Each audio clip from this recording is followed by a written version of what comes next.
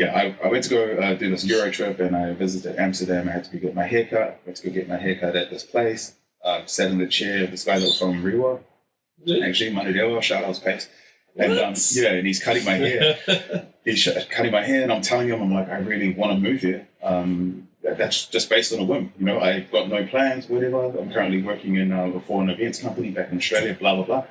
And he's like, you should come work here. Like, you, if you do this, if you're stuck for casual, you're stuck trying to find work, come and work here. There's that bar next door. You could work there. You know, you could work with the boys, learn how to cut hair, blah, blah, blah. Just like feeding my ego. And I'm like, man, this sounds like perfect. I want to do that. I need this life-changing thing. On your lap. What a cool opportunity. So I come back to Australia.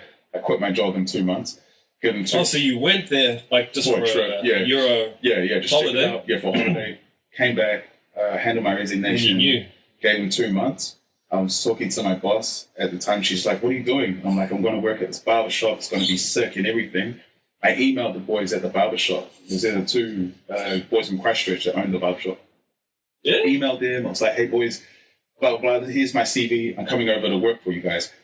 This is like, and repeating this back now sounds so stupid, but this is literally what I did. I emailed them maybe like 3 times. Like it was already in the bag? It was in the bag. You know? And then my boss, even at my farewell, everyone's like, oh man, you're having so much fun working at this barbershop and everything. I'm like, I'm so excited. Bro, I rocked up from the airport straight to Central Station and took my luggage, walked to the barbershop.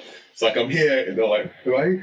I'm like, I emailed you guys, this kind of thing. They're like, do you have any bar experience? I'm like, nah. They're like, why do you think you could work here for? And I'm like, because I'm Kiwi, man. Like, what the hell? So ignorant, man. So they're like, nah, you need bar experience, man. Like, what the hell? Like, I just traveled halfway across the world for this. And I went around the corner to this hostel bar to like drown my sorrows with my friend who was over there at the time. And it was like this Australian, New Zealand hostel bar. And this girl from Melbourne served me, named her name. This girl from Melbourne served me, and then she was like, why are you so sad? And I'm like, told her that whole story, and she's like, come work here, you can work here.